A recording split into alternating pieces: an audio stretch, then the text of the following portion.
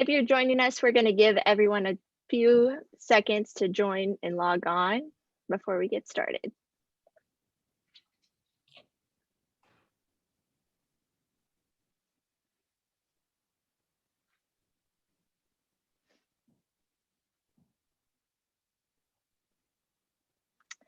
All right, everyone. Hello and welcome to Community Voices, a digital roundtable series presented by Community Rec Magazine. I'm your moderator and assistant editor, Taylor Brown. Today's roundtable is sponsored by Alaris. Thank you, Alaris, for your sponsorship, and thank you to our amazing panelists here for making time to join us today. To kick things off, I'm just going to have each of you kind of introduce yourselves, share a little bit about your camp offerings, and then share a fun fact as well. So, Nathan, let's start with you. Very well. My name is Nathan Brant. I'm the CEO at the South Mountain YMCA Camps, which is an independent YMCA camp and conference center outside of Reading, Pennsylvania, about an hour west of Philadelphia. We do resident camp, which is Camp Conrad Weiser for children. We also have our Bindenwood Day Camp program here on the mountain, and then we work with schools and community organizations the rest of the year. One fun fact, that guitar behind me is actually off of my wall in the office, and I do play it. Awesome. We might have you whip that out if things go awry. Laurie, what about you? Awesome. Well, Taylor, thank you for having me in Community Rec. This is awesome. So fun to be thinking about camp right now. It's a rainy day here in New Jersey. I'm the president and CEO of the YMCA of Greater Monmouth County, really the central kind of Jersey Shore. We're one of the largest YMCAs in the state of New Jersey. And we serve close to 40,000 people every year, and our summer camps are really popular. I've been working for the YMCA for close to 30 years, and I've run Ys on the East Coast and the West Coast. So it's great to be here back in Jersey where I grew up, and where we can run great day camps and not have to pump our own gas. We serve about 1,200 campers in the summer at about 6 different locations. Because of the pandemic this year, with the little shortage in staff, we'll probably be at 4 locations, but it's a big part of our work. We've been doing this for 60 years throughout Monmouth County, and it's just an exciting opportunity for us to engage with youth and families in New Jersey. Oh wait, fun fact, Nathan, get your guitar out, because I've sung at weddings many, many times. I think we're on a music panel instead of a camp panel. I am not joining that music. I'm happy to mouth along or do the spirit. I'm Beth Miller. I am the director of city camping in Chicago, part of the JCC of Chicago. So we have 9 camps throughout the Chicagoland area. 4 of them are in the city, which I oversee. We serve about 5,000 campers in the summer. So probably in 2020, we took that down to a third because of COVID, but we're back at full swing. Registration actually really booming. I think parents are ready for summer. We need staff, right? That's what we'll be talking about today. I've been in camping. This is my 27th year with the JCC. And I've been everything from unit head, program director, counselor, now director of 1 camp, director of 4 camps. So I've done all those positions. Fun fact about me, I have never left camp. So I started when I was 3 years old as a little camper, and I've spent every summer of my life at a camp. So I feel really lucky to be able to do that. Well, I think you all are more than qualified to be on this panel just from those brief bios, especially Beth. That's amazing, 3 to now. To kind of jump into the questions, I think everyone is focused on how to make the best camp yet, and with how much the world has changed in the past 2 years, from programming, activities, everything's just kind of been flipped up on its head. So what are some 2 to 3 activities that you all have planned that you think are going to be a hit or have been a hit and continue to be? And Nathan, let's start with you. Well, I think for us, we're a traditional camp, which means you're going to be in a canoe, you're going to shoot archery, you're going to be climbing. Those traditional programs are still really important and relevant for kids today. We're very careful to add a progressive element to each of them so kids can come back week after week or year after year and build upon their skills from basic safety the whole way to moving up to learning how to instruct others. So I don't think that's going anywhere. There are new variations to these. One of the most popular programs over the last couple of years for us has been archery tag. Think paintball, but with bows and arrows, marshmallows on the end of arrows. Amazing game, one of my favorites. We also do things like literary theme camps, taking books and series that kids are passionate about, Percy Jackson, Harry Potter, Maze Runner, and coming up with ways to do completely themed, immersive summer camp programs based on those books. And that's allowing book kids to come outdoors and do some of those great, amazing outdoor programs. Travel programs are still strong.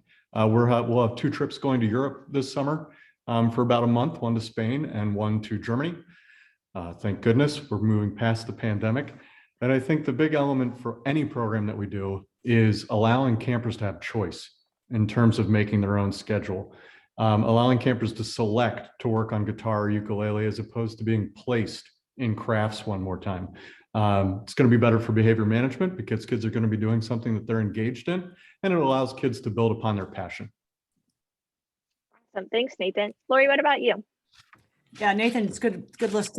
Great stuff, really. I think the themes are a huge hit, and the choices, right? Letting kids kind of decide, what interests them and that recreational feeling. I'll take it a little step maybe deeper on this one is just, look, the traditional camp stuff is going to be very popular again. But we know that our kids are just really fragile right now with the pandemic and what they've been through.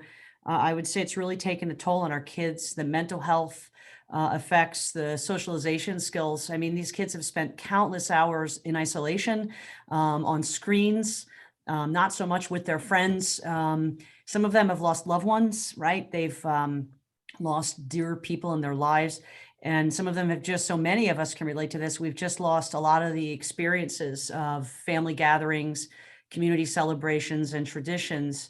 It's starting to get better, but we know that it's still taking a toll on our kids. And so we've really taken a more of a intentional step towards integrating social emotional learning activities into our camp programs so that we can help kids better connect with each other, get to know one another, and rebuild trust and just get back to having relationships with others, right? So we actually have a variety of activities that are part of the Sanford Harmony Social Emotional Learning Program.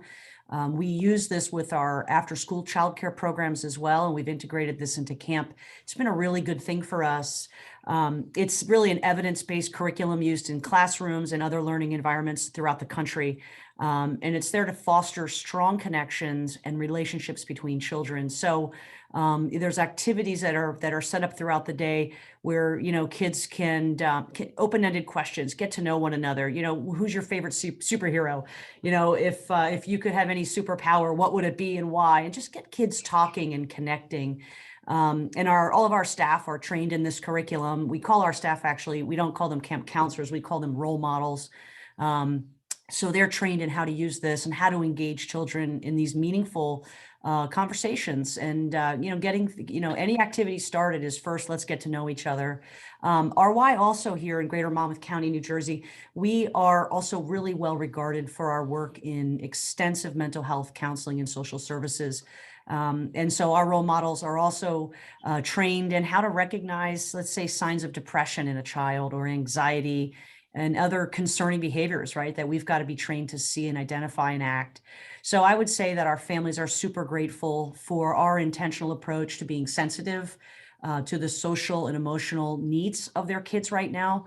And we're proud of it. We're proud that we can really claim that we go a step further in that regard. I would also say for RY, service learning has always been a part of who we are as a camp. Caring is one of our core values in the YMCA. And so caring for others is so important at our camp. And kids take part of at any age in different service projects, right? So before the pandemic, we had kids going actually out to local food banks and things like that to actually do a service project. But we're kind of working that back in, but at any age, we're able to incorporate, whether it's food drives or clothing collections, writing notes to veterans and postcards to seniors. We get them involved in giving back. So that is always a popular thing for our kids, our staff, and our parents too. And I would probably also just add in there's been so much learning loss throughout the pandemic. So just really addressing learning gaps. I think parents are looking for that. And it's helped us because the STEAM activities can be a ton of fun. If you're going to blow up a volcano, I'm in, and so are the kids, right? So those STEAM projects, we've gotten grants for literacy programs too. So we're keeping kids reading throughout the summer. We're partnering with schools to do wraparound programs. So if there's kids in summer school, we can be there for them, after the day is over. So it's a lot of different things, but I think so much of it is just going a step further in response to the pandemic has really been helpful for us. Awesome, Laurie. That's a lot of great stuff. And you touched on mental health, which is a great topic, and I think we can get into later. But I know nationwide, just the amount of ER visits in children for self-harm has like skyrocketed. So I think it's very clear that kids need these types of programs. So it's great that you're doing that. And Beth, what about you all? I won't repeat because I think it's nice we're sort of all on the same page. So I'll give just two different things. For JCC camps, probably similar at your camp, we have a color war, which is, we call it the Maccabi Games. It's tradition for all JCC camps, whether in Chicago or everywhere else, but it is a chance for the camp to come together for fun competition, right? You've got athletic competition, musical, art-based, everything, but it brings them all together. And it really is, I think, as Nathan said, it's like back to the basics, right? It's a connection that they can bring home to their family, where they can reminisce about, oh, I did that as a kid, or whether they went to camp or not, whether it was through school or just the camaraderie of teamwork. So that's a big event on our grounds.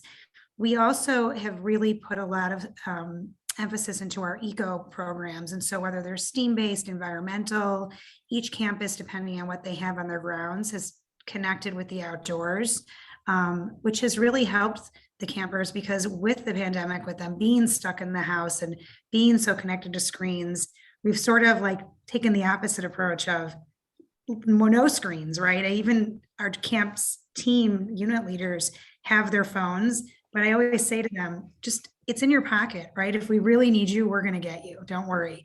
So it's really all about that focus. I think these campers need that adult focus right now too, eyes on them, true communication, not through a screen. So that's sort of where we're at. Awesome. Well, you all kind of touched on this in your answers, but what all do kids truly get from camp? There's so much fun obviously involved, but what other aspects are children gaining from camp? And Beth, let's start with you on this one. You know, I always look at camp as like a safe place to fail, right? So there's no grades, there's no benchmarks at the end that we report home to parents per se, except for the more of the real of your kid's happy, right? Like we want them to grow here, and it's okay to try things and not do well at them and then grow from that. So I do think that is one of the best things about camp, is that in that short period of time, you could try some things that maybe aren't at school or that you are scared to try in that environment. And independence, right? I feel like camps that for some of these children, it's the first time they go to a locker room where they have to manage their belongings. They have to get undressed. They actually need to get their own clothes back on, not someone else's. You know, even at lunch, having to open a juice box or open things with, you know, we try at camp, it's always ask 3 before me. So I want them to really look at their peers for help. And of course, obviously the leaders of the group are there too, but it's that chance for them to practice that social skill of working together and helping others and becoming leaders. So that's kind of, to me, I always wrap around the whole thing of camp is creating little independent people who can take chances. Awesome. Nathan? Well, that was great. I think I tried to think of this in terms of what do our parents need from us in our communities and what do our kids need from us? So for our parents, it's quality and safe childcare in the summertime when their kids are out of school. They need it. They need hours that work for them. They need an easy and quick drop off and pick up, and they need to have every confidence that their kids are being cared for the 8 or 9 or 10 hours that they're with us. For kids, I think fun and independence, of course, are what these programs should do. But beyond fun and independence. For us, we're looking at exposure to new people, to new cultures, to new activities and new ideas. In our program, we actually survey our kids at the end of their session. We survey families. Our kids will tell us that, they spent 4 to 6 hours outside every day, which is one of our goals.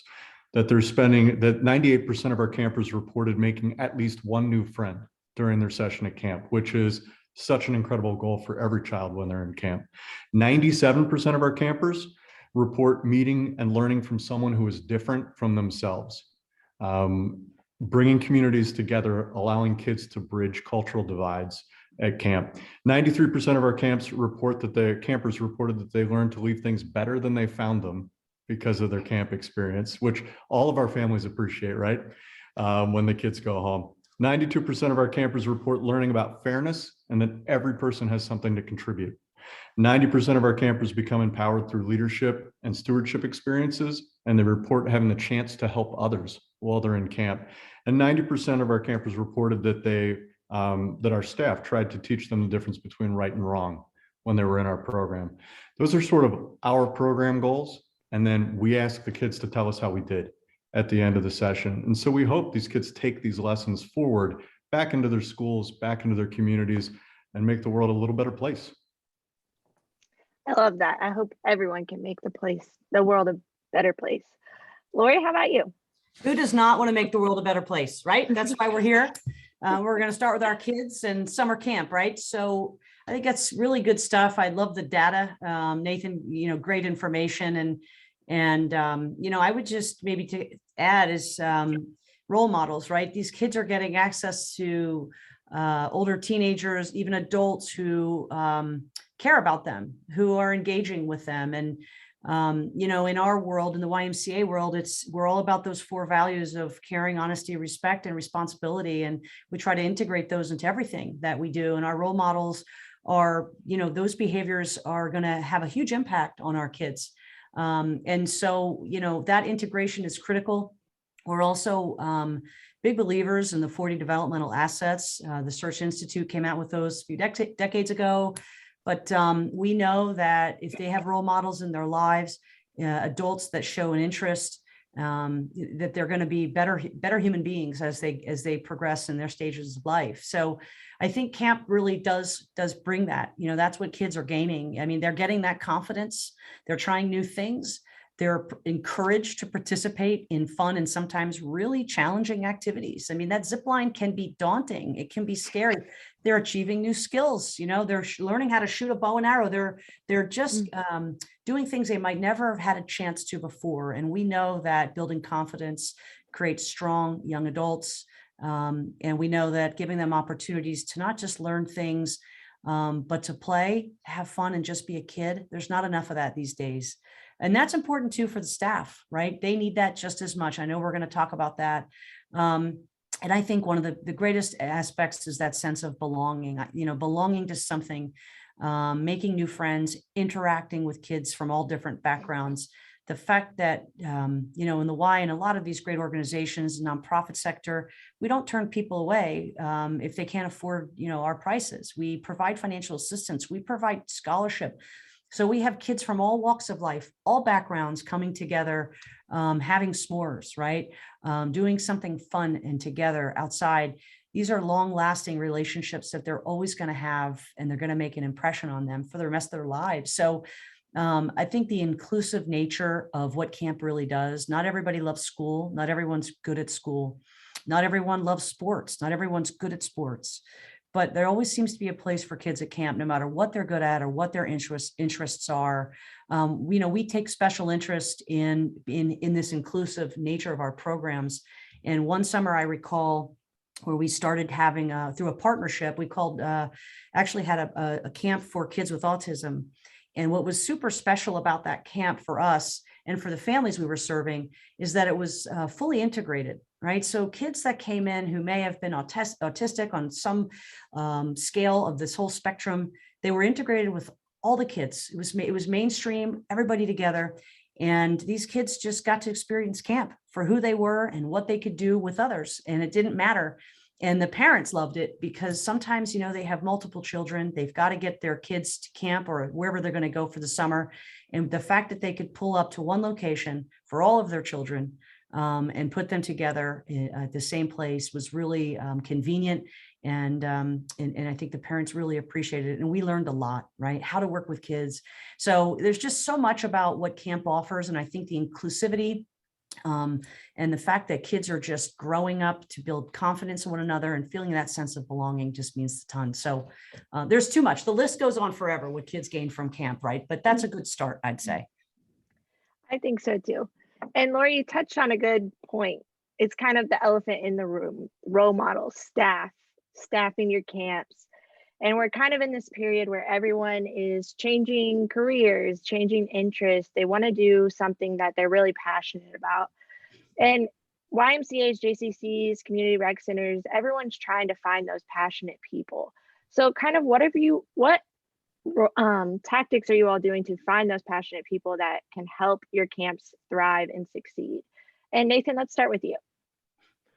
All right. Well, I'm going to give some credit to the camp directors here on site that are doing all that recruitment.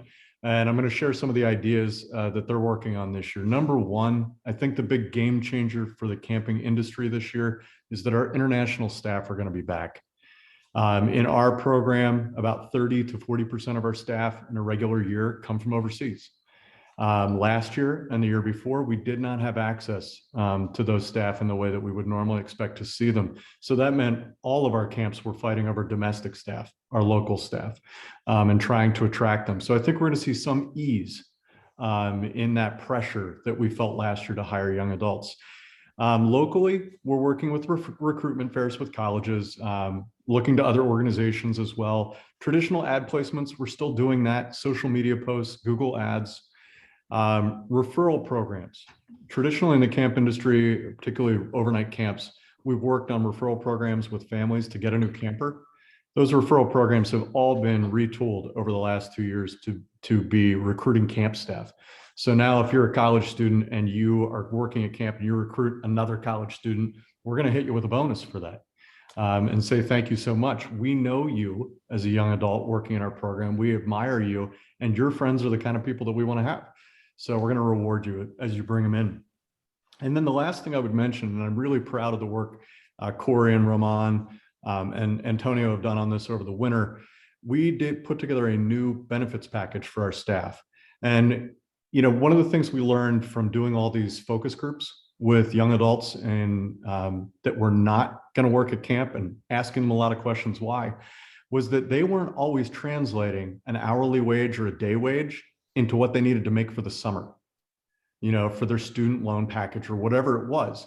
So we not only now present what you'd make for the week or by the hour, but we're also telling them, depending on your position and how many weeks you're working, you're going to make $3,000 to $5,000 this summer, or whatever that salary might be. We're offering in that benefits package professional development. They're going to get trainings and certifications. They're going to have mentoring from other staff, and they're going to get one-on-one evaluations from a supervisor to help move them to the next level. They're going to have professional support when they're in our program. We're going to do resume building workshops. In fact, we already do resume building workshops for our camp counselors in the evening. That started this year. But we're also going to do that as part of staff training. Here's what we're going to teach you. Here's what you're going to learn from this job. And this is how you can talk about it when you're in corporate America, as opposed to YMCA, JCC, or Camp America. And then personal support, we kind of touched on this earlier, but we're giving mental health training for our staff. We're also providing private space for telehealth visits with therapists for our staff. And if they don't have a therapist, we have a counselor on retainer with our program so that we can get kids in need or staff in need immediately to a therapist. That's new for us in the past couple of years. We have planned excursions for days off. So in those days that you're not working, we're going to take you to Hershey Park or Dorney Park or New York City or Washington, D.C. And then we emphasize all the free stuff. So in our case, you live and work at camp. You're staying here all summer with us. So you have free meals, and you have free Wi-Fi, and you have laundry, and you have transportation, and you have a whole peer group of friends who are passionate about doing the best job they can for kids that you're living with 24/7. And we took all that and we packaged it into one sheet so that we could easily talk to young adults about what they were going to get from this work experience. Awesome. I think it's really important you talked about the training, because I think a lot of people, when they're in college or a young adult, they're like, I'm not qualified to be a camp counselor. I don't know how to do any of this. But if you actually invest in your staff and make them realize, you don't have to worry about it, we're going to help you learn everything you need to know. I think that's a good way to get people who may not be interested. So Laurie, let's go with you. What are you doing to get staff hired? Yeah, that was a great list, Nathan. And you should probably throw in there too, probably free guitar lessons, right? For the counselors that come in. So, but a lot of the same thing, right? We're trying to think of a more comprehensive approach. What do people need to see? Love the idea of not just the hourly rate, but what would that equal at the end of the summer, right? But the training piece, this is workforce development, right? This is big for kids and support in job applications and resumes and what's after camp, what happens after the summer. And so other employment opportunities throughout the year, promoting those as well, that this doesn't just have to be a summer job. You could make money during the school year as well. Here are other opportunities. So I think the comprehensive approach for the value to these staff, when we are doing our promotions for recruiting, we actually really called it's a Be a Hero campaign, right? Our staff members are role models, they're heroes, and we promote it as such. So we really want them to understand the impact that they're making as human beings on others. And, we're looking at incentives. So we have the benefit of having membership facilities and programs throughout the year. So we're leveraging that. If you work at camp, you could have a free YMCA membership to any of our facilities during the camp season, which includes also good discounts on programs. If you're working full-time at camp, your kids can come to camp for free. We won't charge you, right? That's a big sell right now, especially. We've looked at our wage and salary plan, and we're paying above the minimum wage, right? So we try and think about competitive wages wherever we can. But it's really just leveraging our great partners that we have with the school district, our nurses at camp, our volunteer nurses from the schools where we provide childcare in the school year. So we're leveraging those relationships. We're intentionally seeking school teachers and paraprofessionals to take on these leadership roles at the camp. We're doing referral bonuses too. I think those are going to be a big hit this summer. And we've even lowered the age range in terms of if you'd like to work at camp. We went a year younger than we've done in the past, and that's because we believe that we need to build our pipeline, that we have role models in training that we could start to encourage. And if they're too young, how about the whole internship, stuff, and how we can get kids to get their hours in, their community hours in, so they can graduate high school. So we just think about what's local, what's important to these kids, and how do we demonstrate, the value of this. So job fairs, again, Be a Hero campaign. These are all just strategies that we've employed this year, but this is still going to be a tricky summer. We're still going to dig our way out of this. And we've had more locations in the past. We're hoping we can get to that, but this year is going to be tough still digging out, I think, across the country, but there's some things. Yeah, I think that's important to touch on, that we're still in a pandemic, right? Not everything is quote unquote back to normal. I personally don't think we'll ever be back to normal, but I definitely think there'll still be challenges we have to navigate moving forward. Yeah. Beth, what about you?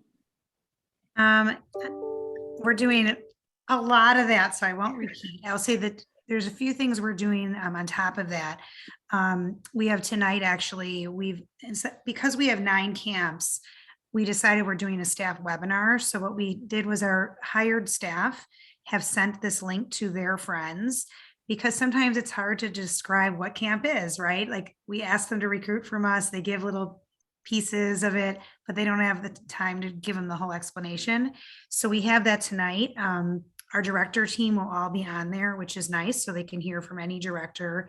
We sort of are launching it as a team though, because questions are pretty similar. Our pay scales are similar, just different locations. So that's something new. We'll, see how it goes. We do that with parents all the time. And I think with what Nathan and Laurie were saying, we sort of are almost looking at how we recruit campers with that same passion and really strategic plan of here's a referral, here's this, here's that. We're now doing that same thing with staff and treating it almost the same way because we need them as much as we need campers. I think the only other thing I think different that we're doing is we really have connected with our alumni. So we've made a very big effort this year to reach out to alumni, one to say, do you have staff in your home that could you be camp staff now, right? So sometimes they don't even think that, oh yeah, my person on this couch is actually ready to work. So we I've been doing that a lot. We've also been reaching out to our current registered families to say, do you have a babysitter that's at your house or a nanny or somebody at a program you're at that you think would be a great fit for camp? So just on top of all those other things, those are the two additions that I would add to. It's definitely taking on more than we've ever with staff. I will say that they usually sort of just all fell in place. It wasn't so challenging to get people. Now we're really working hard to make sure, because we know that the program is only as good as the staff. And so it's a huge investment because we know that without them, we're not getting families to register the following year. Yeah. That's very true. It looks like we have a question from the audience. Someone's asking if you can share your staff training agendas. So what does your staff training look like? Nathan, do you want to touch on that? Well, we'd take another 2 hours just going over staff training agendas. We do for our staff team, it's about 10 days of training. And a lot of that's because we're also doing certifications. So things like lifeguarding, CPR, first aid, archery certification, rifles and trap certification, climbing tower certification, that's all front loaded. And so some of those trainings are for extra 4 days or an extra 3 days. And then they're spending an additional 7 or 8 days after that certification training on everything from behavior management and child protection, straight through to facilitation and team building. There's a lot of emphasis right now on building community and supporting our campers as they transition and have been transitioning over the past year back into social situations. And some of it's just a basic nuts and bolts, knowing your program, understanding your culture, understanding the goals that we have for our kids and how we achieve those goals. That's just a really high level look at what 8 to 10 days might be for us. All right, Laurie? About the same. You know, we're ACA accredited camps, so there's requirements on the number of hours. But we partner with our schools to bring in specialists just to be a different voice because they're with us all the time. My COO and I will make sure that we're out reminding them, right, that this is safety is so important. So all those topics that Nathan mentioned, if you want to work in the ropes courses, things like that, the higher risk activities, there's more training involved there, but similar to Nathan. And Beth, it looks like there's a specific question for you. How do you market your staff recruiting webinar to get potential staff to attend? Well, there's 2 ways. So one is through our hired staff. So that was sent out to all of them via text and in our CampMinder database. So to our hired staff, here's an opportunity for friends to join. And because we do a referral bonus for these staff, it sort of gives them the opportunity to get their friends to work and get some money on top of it. We also have for the agency an apachi.org/work@Apachi. So they can go right there. So it's promoted on there too. And then obviously on, Facebook's more our generation. So you put it there for parents to see, then it's on Insta. I think we have some of the young staff snap about it. So it's just sort of blitzing them everywhere because they all have a different way of email. We've learned with these young staff, they're not checking it. So we've got to hit them with less characters and the ability to just click the link and register. So that's how we're doing it. I think you need to start making some staff recruiting TikTok videos. That would probably be a hit. As long as it's not, as long as it isn't us doing it. So yeah, that's kind of how we're, our training though, because all of our camps are day camps. The Camp Shy is our overnight camp. arm. So they do training similar to you, Nathan, for the longer days. In the day camp world, we're on site for 5 days. We do some things virtual prior to camp. I think a twist we're using this year is we're lucky that we have a lot of returning staff. So we're sort of looking at doing 2 tiers of orientation, because some of our staff from feedback has said, we don't need that. We don't need the beginning stuff. We already know it. So elevating them to be sort of leaders in the program, veterans to help assist. So they're not just hearing from the directors and leadership team, because unfortunately at that time you're still getting camp set up. So you need those people to be free so you can bring in some other people to do the training. So we're recognizing those veteran staff and having them help with the overall training. Awesome. Well, it sounds like you all have great strategies in place to get a plethora of staff hired, but how about the kids? How are you making sure you're marketing to fill up your camp spots? And Laurie, let's start with you on this one. Well, I like Beth's idea about getting your kid off the couch, right? So we can do Get Your Kid Off the Couch campaign, right? That could work for campers and for staff, right? So we now have our slogans there, but we'll take a very targeted approach, right? So we're going to leverage the relationships we already have, our community partners that we work with throughout the year. But right now, our first intention is really the past camper families, right? We stay connected with them throughout the year. It's important. Whether it's a birthday, a holiday greeting, something that's a reason to reach out. We'll do family gatherings at some of our locations also. So St. Patrick's Day is around the corner. We'll do something there. We did something in December with s'mores. Healthy Kids Days around the corner as well in April. So, we'll do family events and invite them then. So, we also found early bird registrations for that group have been really well received. And we did one just back in January, and we already have filled up, right, with the early birds. So there's waiting lists there. And if we can get the staff, we'll be able to accommodate more people. But the past camper families is critical. We also, again, have we can leverage these members that we already have in the YMCA at our branches throughout the county. So YMCA families we will cross market to them as well. So they can kind of see outside of what they do at their local branch that camp's available. Monthly newsletters will stay in connection with them, our website, social media, open houses at our branches. And we'll make sure when we do target these markets that we'll share stories, right? We'll have testimonials. It'll be more personal. We found that really helps encourage more signups. And then, of course, there's the general public, right? So where we're the locations in those areas where there will be a camp, we will advertise through various media outlets in print and digital ads. We'll do those. But we'll make sure, and we're pretty committed to really talking about the value proposition, right? What are the benefits of our safe and inclusive camps? And so, we'll have taglines like friendships forged, right? Skills will be gained, the feelings of belonging, the financial assistance that no one's turned away. We try and make sure folks understand the inclusivity and the safety elements of our camp, as well as the benefits. And we'll just keep marketing. We won't stop. So sometimes folks think of the marketing efforts being before camp, and then you get to camp and then it is what it is. We'll push all summer long. And we find that also has been very helpful. So those are just some of the efforts we'll make. I think that's what they call FOMO, right? Fear of missing out. You see everyone having fun at camp and you're like, man, I wish I was there. Yeah. And we found that using social media and throughout camp has been huge for us. Just getting videos and photos out there. It's the picture tells 1,000 words, right? So that's really what it's all about, is more just less on text, more about value and benefits, and then a lot of images. Nathan, anything different that you all do? I'll take the retain our campers. We want to keep our families. And I'll take that one step further. We mentioned word of mouth.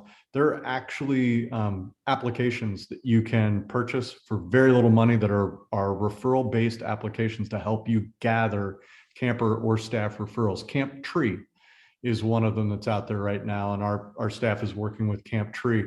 So it incentivizes that referral. If you get 5 campers to come this week, your child goes to camp for free. If you get one, maybe get a $25 credit for your camp tuition, whatever that might be. So check out Camp Tree. That might be a good referral option to look at. We do the ads online and in print as well. We do a lot of appearances in a non-COVID year. So we'll be out at camp expos, we'll be at Healthy Kids Days at various Ys, we'll be at parades and community days, you name it, we're there, flying the camp flag, as it were. And then one of the things that I started doing a couple of decades ago with camp, I continue to this day, we do 5 family fun days every spring. Sunday afternoons, we open up the camp and we say to the entire community, come out and climb the climbing tower, shoot some archery, take a wagon ride around camp, see the resource that's here and meet our staff. And then we encourage all of our prospective campers to come on those days, take their tours with our staff while they can look at the backdrop of camp in action. Come and check out camp, visit the cabins, see the dining hall. And then as a kid, this is what it's going to be like when you climb the climbing tower. This is what it's going to be like when you visit our archery range. So that sort of open house, the Y does that so well with Healthy Kids Days and other events like that. We do those 5 different times in the spring as family fun days, and that's free and open to the community. Awesome. That's a great idea. Beth, anything different that you all do at the JCC? The only thing I'll add is we added to each of our camp teams this summer marketing interns. And I will say that took a lot of stress off the director team or the program directors to capture those moments at camp that you need to store for the later in the year, right? So even though those pictures are being captured in videos to put on, we use my camp app, which is, I love it. We used it last summer with conjunction with Campminder, but my camp app was for the summer. And once you get through it and learn it all, it's really user friendly. You just have to get through it. And then I'm like, I could be like an expert at it. But the marketing interns, because they're younger, they have an eye for, that's their background. Putting this together was fun for them and ease. And that was their only focus, was to go around and capture moments. And we provided them with lists of things we wanted to capture, but then they had free reign to also, capture the moments they saw happening. But that's been great for our marketing teams during the year now, because they have actual live footage when camp is actually in session, because that's really, as you said, a picture, video, it speaks 1,000 words. And if you can really capture those and store them without parents seeing them yet, right? So they come up as surprises, or the birthday cards and all that stuff. Sometimes on someone's birthday, we send a card, but if I have a photo that I haven't seen yet, I add that on there, right? It's just an extra little bit in your arsenal. I think, so that's otherwise everything else, we do offer 3 tiers of early bird. So we do early bird pricing right when camp ends. So starting in September, it's only open to returning families. We're now in winter pricing. It's a different discount. And then when that ends, it's full price. So I think that does sort of get people the fear of missing out. There's only this many spots left. Otherwise everything else, we're pretty much doing the same thing. Awesome. So the title of this roundtable is Successful Summer Camps. And my question is, how are you all measuring success in your camps? What does that look like? Because to me, getting a kid, having fun in camp, that's success. But is there certain numbers you're hitting, certain programs you use to track success? What are you all doing? Beth, let's start with you. So I will say the pandemic has definitely fluctuated these numbers, right? Because in a normal, if there wasn't the pandemic, you'd be looking at year after year. So I think it's been a little tricky because we were forced to take less, right? In a time where normally a day camp, taking less is never the strategy. So or overnight camp, right? So we had to make modifications for health reasons. But we do track in 2 systems. We use Campminder database, which really helps us because it shows the number of years someone's been with you, the sessions, the length of time, when they registered, do they care about early bird, do they not care, do they have siblings, all of that. That system also tracks leads. So as people call in, because I've been doing this so long, pre-computer, right? You used to write it on a notebook, you keep track, you take your notes, you revisit it and check it off. Now with a database, anybody who calls into our website or makes a phone call, we log it and then we follow up. So if they register, they get this special charm welcome card with our Apachi song. If they haven't registered by this date, they get the first postcard, the second postcard, a phone call from the director. So it's very, very strategic and scripted now, which has helped because it's making one realize, wow, there are a lot of leads that we're catching or reminding people and turning them into it. So I will say, if you don't have a strategic plan for your leads, do it, because it seems tedious and it's a lot of spreadsheets. And thank goodness there's someone on my team who's loves spreadsheets and color coding it and is taking me out of, I still do like a good notebook, I'm not going to lie, but it is a very good resource to see, is that effort that your marketing department's putting in, those phone calls, is it actually converting? So we use that. And then the rest of the J uses Salesforce. So some of our camps we sell in CampMinder, things are tracked in CampMinder and Salesforce, but the tracking of data is really important, especially parent surveys, because you could look to see what you were dinged on. And then Jay Frankel model, look to see what's the perception? Can you fix it? Is it just a perception? So all that data comes in really handy when you're seeing, are you successful? Because we could say we're successful, but if on the outside people don't see it, we need to fix our perception then. Yeah, that's great. Laurie, what about you? It's a great list. I mean, data is critical in everything that we do, right? So, before the pandemic, we had an amazing vendor or partner that I've used almost my entire career in the Y, and I think they're no longer in business now. So we'll be figuring that out for this summer. We're asking parents for feedback. We're tracking leads and promotions and what brought people in. And but I would say, questions to families about value, about safety, the individual child's emotional growth, achievements. We want to ask those questions. Some of the critical ones are, would you come back? Right? How many years you've been coming? Would you come back? And would you recommend us to someone else? So those are big. When I first came about 4 years ago to this Y, we were getting feedback that our communications could do better. It was a challenge for us. We weren't as good as we should have been. And we took that feedback seriously. And we actually hired a photographer and a videographer that that's what he does in the summer. And he goes to all of our camp locations and he's compiling photos and images and making videos. And it has totally changed how parents feel about our Y. They feel so much more connected. Our communication scores off the charts better. And we're doing some really fun things in that regard. So, that data, that feedback is helpful. We're tracking those basic things, camper retention, employee retention, right? That's important to us as well. We're even tracking for that inclusion piece, how many of our families are on financial assistance, right? We want to track that. We want to see that that's a meaningful number, a chunk of kids that wouldn't have access otherwise.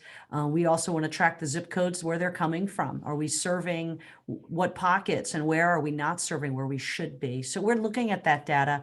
But for me, I would say there's some fun things that I like to think about, that if we could just ask parents to tell us, we want our kids leaving camp exhausted and dirty and having had the best day of their life, right? So if we could just track how much laundry soap, right, they're going through in the summer for their kids, how quickly they fall asleep in the car when they leave camp, like, can they make it home without falling asleep? We get that one a lot from parents. How much more dinner helpings are your kids taking than they normally would because they're starving? They've just played so hard that they're just so hungry. But things like, how many friends have they made?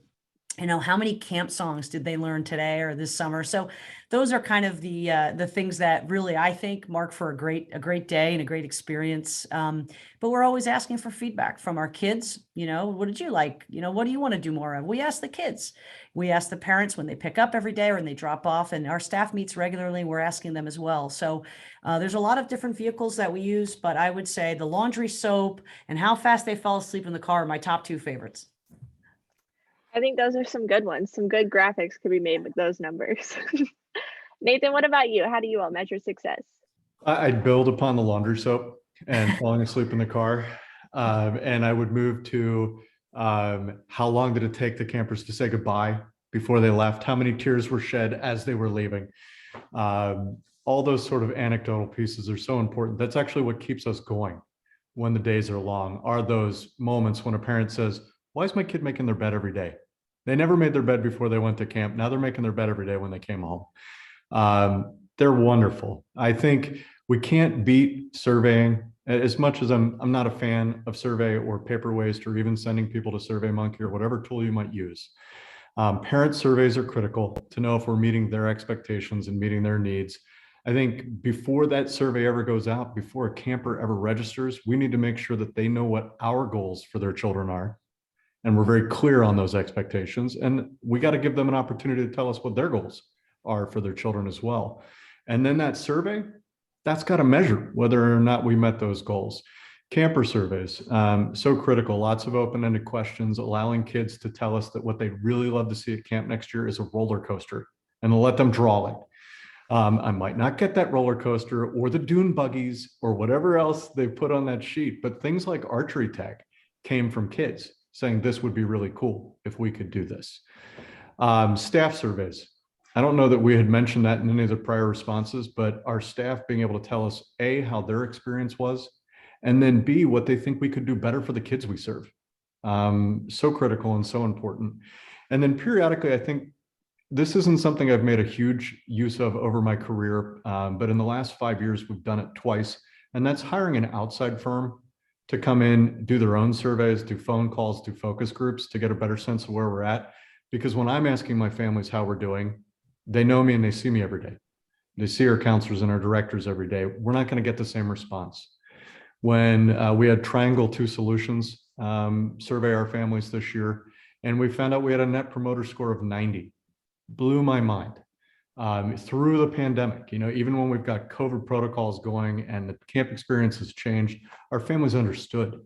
But they got responses through that piece that I would have never gotten on my own. Families talked about the trans kids that were in their cabin, their child's cabin. They talked about, disparities between kids that were coming from very humble backgrounds and kids that were coming from very affluent backgrounds and how we make that work. And that's not the kind of conversation I might get if I was just surveying with the SurveyMonkey tool. So utilizing that third party to come in and talk to your families, it's not going to be an every year thing because that's a budgetary constraint.